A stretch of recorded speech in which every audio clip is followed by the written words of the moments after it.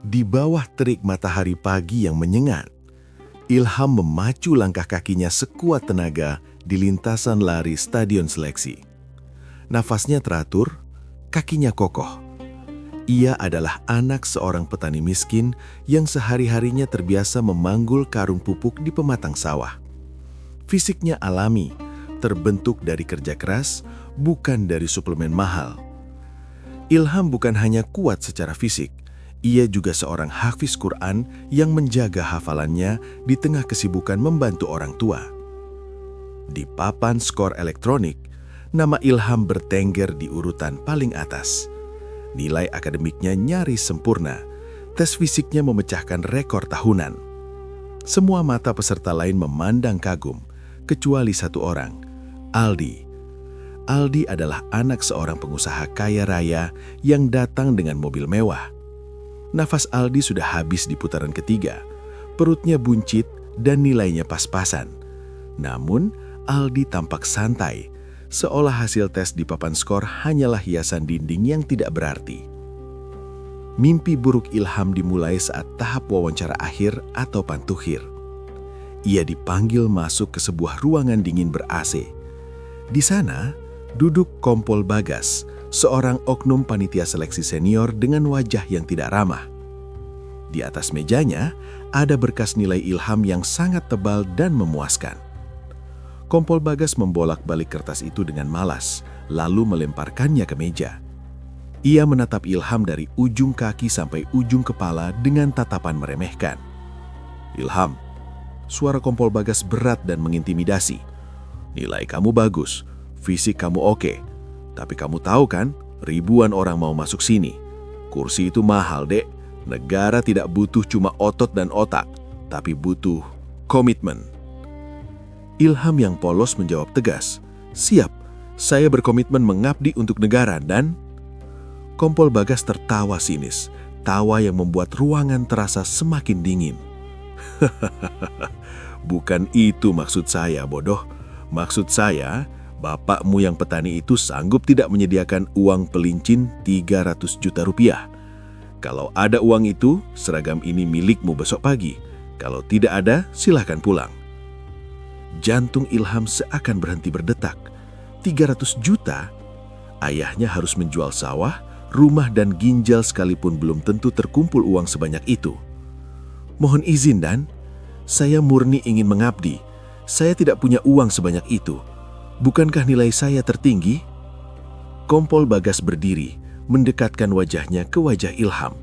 "Dengar ya anak petani, zaman sekarang mana ada yang murni.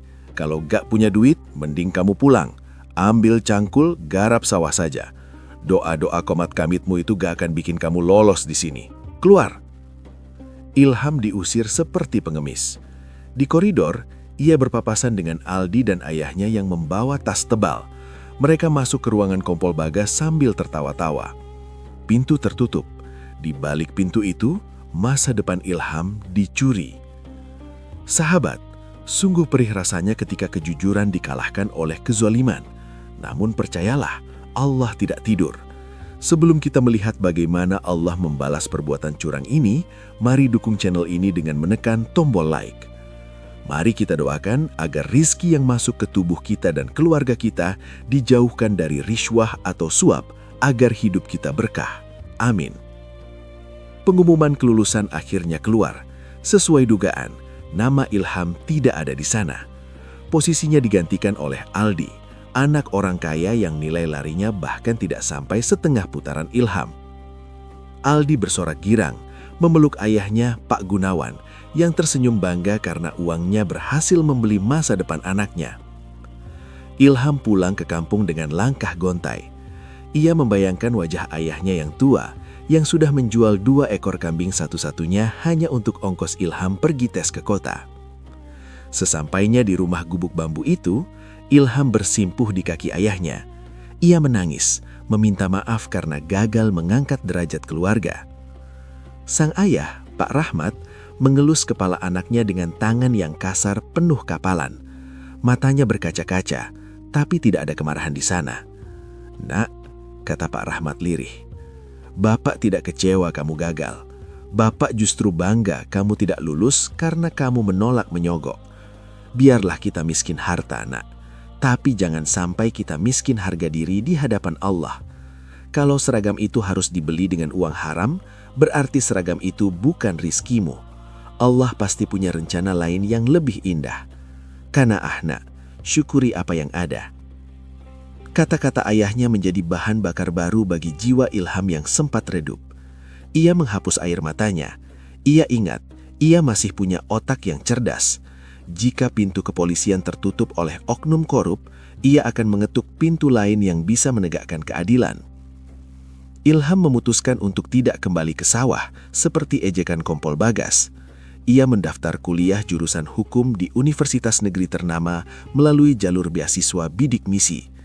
Siang malam ia belajar, melahap buku-buku tebal tentang pasal-pasal pidana, tentang korupsi, tentang keadilan. Ia berjanji pada dirinya sendiri, suatu hari nanti, ia akan membersihkan kotoran-kotoran yang menghalangi orang jujur untuk maju. Sementara itu, di pendidikan kepolisian, Aldi menjalani hari-harinya dengan penuh keluhan. Fisiknya lemah, mentalnya manja. Ia sering sakit-sakitan dan membuat masalah. Namun karena ayahnya terus mengirim upeti kepada Kompol Bagas yang kini jabatannya naik, semua kesalahan Aldi ditutupi. Aldi lulus menjadi aparat, tapi ia adalah aparat yang kosong jiwanya, aparat yang terbentuk dari suap, bukan dari keringat. Dua jalan yang berbeda telah terbentang. Satu jalan terjal penuh duri yang didaki Ilham, dan satu jalan tol mulus namun berlubang yang dilalui Aldi. Waktu terus berjalan, menggulung nasib mereka menuju satu titik pertemuan yang tak terduga. 5 tahun berlalu dengan cepat bagaikan kilat. Ilham membuktikan kecerdasannya. Ia lulus cum laude tercepat dari Fakultas Hukum. Karena prestasinya yang gemilang dan integritasnya yang teruji sebagai aktivis anti korupsi di kampus, Ilham langsung direkrut oleh negara. Ia tidak menjadi polisi, tapi ia masuk ke dalam sebuah lembaga yang jauh lebih ditakuti oleh para pejabat nakal. Ilham lulus seleksi ketat menjadi penyidik muda di Komisi Pemberantasan Korupsi atau KPK atau Kejaksaan Agung pada satuan khusus. Kini, Ilham bukan lagi pemuda desa yang lugu. Ia adalah seorang penyidik yang tajam, teliti, dan tak kenal takut. Di mejanya, menumpuk berkas-berkas kasus korupsi kelas kakap. Suatu hari, tim intelijen memberikan laporan rahasia. Ada indikasi praktik jual beli jabatan dan suap menyuap dalam proyek pengadaan seragam dinas di sebuah instansi kepolisian daerah. Laporan itu menyebutkan dua nama yang sangat familiar di telinga Ilham. Target operasinya adalah seorang pengusaha bernama Pak Gunawan dan seorang perwira menengah berpangkat AKBP Bagas. Ya, Kompol Bagas kini sudah naik pangkat menjadi AKBP Bagas. Ia semakin rakus. Ia tidak hanya bermain di penerimaan calon siswa, tapi juga bermain proyek anggaran negara. Ilham menatap foto target di papan tulis ruang rapat. Wajah sombong itu masih sama, wajah yang dulu mengusirnya dan menyuruhnya mencangkul sawah. Tapi kali ini, Ilham tidak merasakan dendam pribadi. Ia merasakan panggilan tugas. Target akan melakukan transaksi serah terima uang suap malam ini di sebuah restoran tertutup, lapor ketua tim. Kita butuh penyidik yang tenang untuk memimpin operasi tangkap tangan ini. Siapa yang siap? Ilham mengangkat tangannya tinggi-tinggi. Tatapannya tajam setajam mata elang. Izin dan, saya siap. Saya tahu betul pola pikir target ini. Malam itu, Ilham mengenakan rompi khusus, menyiapkan tim, dan berdoa. Doa yang sama yang ia panjatkan 5 tahun lalu, namun kini dengan tujuan yang berbeda. Dulu ia berdoa memohon rizki, kini ia berdoa memohon kekuatan untuk menangkap pencuri rizki rakyat. Di sebuah ruang VIP restoran mewah yang remang-remang, AKBP Bagas sedang tertawa lepas sambil menghisap cegaro. Di hadapannya duduk Pak Gunawan, ayah Aldi. Di samping Pak Gunawan, ada Aldi yang kini sudah berseragam polisi dengan pangkat Inspektur 2, namun terlihat gelisah dan tidak berwibawa. Di atas meja terletak sebuah koper hitam. "Tenang saja Pak Gunawan," kata Bagas dengan nada angkuh. "Selama saya memegang kendali SDM, karir Aldi aman. Uang di koper ini cukup untuk memindahkan Aldi ke bagian yang basah yang banyak duitnya. Anak Bapak tidak perlu capek-capek patroli panas-panasan." Pak Gunawan tersenyum puas. "Terima kasih Pak Bagas, saya percayakan masa depan anak saya pada Bapak. Ini 500 juta tunai, sesuai kesepakatan." Bagas mengelurkan tangannya hendak membuka koper itu. Senyum keserakahan merekah di bibirnya. Namun belum sempat jarinya menyentuh tumpukan uang merah itu, brak! Pintu ruang VIP didobrak paksa dari luar. "Jangan bergerak, kami dari Satgas Anti Korupsi." Teriakan itu menggelegar. Puluhan petugas bersenjata lengkap dan berrompi khusus menerbu masuk. Bagas terlonjak kaget hingga cegaronya jatuh ke celana. Pak Gunawan pucat pasi. Aldi, yang seharusnya seorang polisi dan sigap, malah gemetar ketakutan dan bersembunyi di belakang punggung ayahnya. Ia tidak berani melawan, nyawanya ciut seketika. Bagas mencoba menyangkal. "Tunggu, ini salah paham. Kalian tidak tahu siapa saya? Saya perwira menengah." "Simpan pembelaan Anda di pengadilan," bentak ketua tim penangkapan. Bagas, Gunawan, dan Aldi langsung diringkus. Tangan mereka yang biasa memegang uang haram kini dibelenggu oleh borgol besi yang dingin. Kamera dokumentasi petugas menyorot wajah-wajah mereka yang panik. Koper berisi uang suap itu disita sebagai barang bukti. Malam itu, karir yang dibangun di atas fondasi kecurangan runtuh seketika. Bagas digelandang keluar restoran dengan kepala tertunduk, melewati kerumunan wartawan yang memotretnya tanpa ampun. Ia dibawa ke gedung merah putih untuk diperiksa. Ia tidak tahu bahwa penyidik utama yang akan menginterogasinya sudah menunggu di dalam ruangan kaca satu arah, siap membuka kembali lembaran masa lalu yang belum selesai. Suasana di ruang interogasi itu hening dan dingin, persis seperti ruangan saat Ilham ditolak 5 tahun lalu. AKBP Bagas duduk dengan baju tahanan oranye. Wajahnya kusut, arogansinya hilang tak berbekas. Ia menunduk menunggu penyidik masuk. Pintu terbuka, langkah kaki tegap terdengar mendekat. Bagas mengangkat wajahnya pelan. Di hadapannya, berdiri seorang pemuda gagah dengan kemeja putih rapi, lencana penyidik tergantung di dada, dan tatapan mata yang sangat ia kenal. Pemuda itu duduk, meletakkan berkas tebal di atas meja.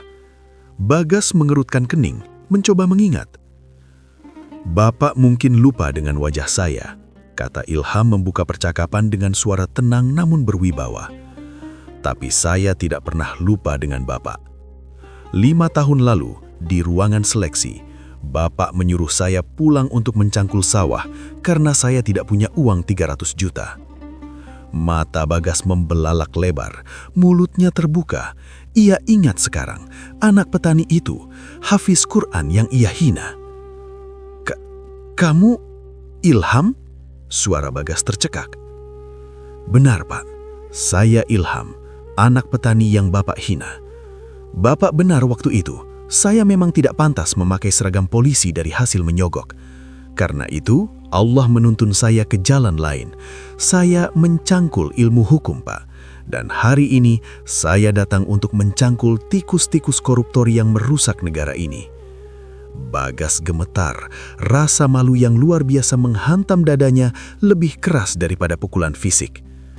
"Bapak Bagas," lanjut Ilham sambil menatap lurus ke mata koruptor itu, "uang Bapak memang bisa membeli seragam, bisa membeli pangkat, bahkan bisa membeli hukum rimba. Tapi ingat satu hal, Pak, uang haram tidak akan pernah bisa membeli kehormatan dan kebebasan." Bagas tertunduk dalam, air matanya menetes. Bukan air mata taubat, melainkan air mata penyesalan karena tertangkap. Di ruangan sebelah, Aldi dan ayahnya juga sedang menangis meraung-raung, menyadari bahwa kekayaan mereka tidak bisa menyelamatkan mereka dari jeruji besi. Ilham menutup berkas penyidikan. Ia berdiri tegak, lalu berjalan keluar ruangan dengan langkah pasti. Ia telah membuktikan bahwa doa orang yang dizolimi tidak pernah meleset. Ia tidak perlu seragam polisi untuk mengabdi. Kejujuran adalah seragam paling mahal yang tidak bisa dibeli dengan uang berapapun. Sahabat, kisah Ilham dan Bagas adalah pengingat keras bagi kita semua, bahwa jalan pintas yang haram mungkin terlihat cepat dan nikmat, tapi ujungnya adalah kehinaan. sementara kejujuran, meski pahit dan terjal di awal, akan berbuah manis pada akhirnya. Jika kisah ini menginspirasi sahabat, dukung terus channel ini agar bisa menyebarkan kebaikan. Tekan tombol like dan subscribe sekarang juga. Dan tuliskan di kolom komentar, rezeki halal, harga mati. Saya doakan dengan tulus bagi sahabat yang sudah like, subscribe, dan berkomentar positif. Semoga Allah membukakan pintu rezeki yang halal dan berkah, serta menjauhkan anak keturunan kita dari harta yang haram. Amin ya Rabbal Alamin. Terima kasih sudah menonton. Sampai jumpa di kisah inspiratif berikutnya.